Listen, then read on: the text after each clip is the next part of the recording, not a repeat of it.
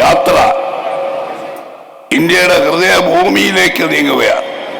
കേരളത്തെ മുഴുവൻ പിടിച്ചടക്കി കോൺഗ്രസും ഐക്യജനാധിപത്യ മുന്നണിയും കേരളത്തിൽ മതേതര ജനാധിപത്യ ശക്തികളെ വിജയിപ്പിച്ചുകൊണ്ടുള്ള ഈ അശ്വത്തിന്റെ യാത്ര ഇന്ത്യയുടെ ഹൃദയഭൂമിയിലേക്ക് കടക്കുമ്പോൾ മതേതര ജനാധിപത്യ ശക്തികൾ ഒറ്റക്കെട്ടായി വർഗീയതയും അഴിമതിയും ഏകാധിപത്യവും കൊണ്ട് ഇന്ത്യൻ ജനങ്ങളെ അടിച്ചമർത്തി ഭരിക്കുന്ന മോഡി ഗവൺമെന്റിന്റെ അന്ത്യം കുറിക്കാനുള്ള പുറപ്പാടിൽ ആ ജൈത്രയാത്രയിൽ പങ്കുചേരുന്നത് നമുക്ക് കാണാൻ നാം കാത്തിരിക്കുകയാണ്.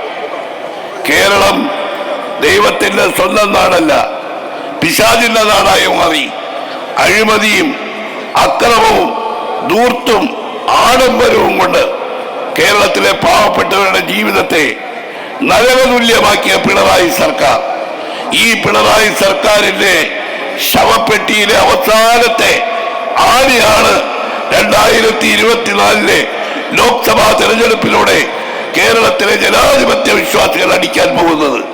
രണ്ട് ഗവൺമെന്റുകൾക്കും അന്ത്യം കുറിക്കുന്ന ഈ തെരഞ്ഞെടുപ്പിൽ ഭരണഘടനയെ രക്ഷിക്കാൻ, മതേതരത്വത്തെ രക്ഷിക്കാൻ, ജനാധിപത്യത്തെ രക്ഷിക്കാനുള്ള ഈ പോരാട്ടത്തിന് ഇന്ന് കോൺഗ്രസ് തുടക്കം കുറിക്കുമ്പോൾ ഈ യാത്രയിൽ കേരളത്തിലെ എല്ലാ ജനാധിപത്യ മതേതര കക്ഷികളും ഒരുമിച്ച് ചേരുമ്പോൾ ഇന്ത്യ ഒട്ടാകെ ആ ജനാധിപത്യ മതേതര മുന്നേറ്റം തുടരുമ്പോൾ 2024 ജനാധിപത്യ മതേതര ശക്തികളുടെ വിജയത്തിന്റെ വർഷമായി മാറട്ടെ.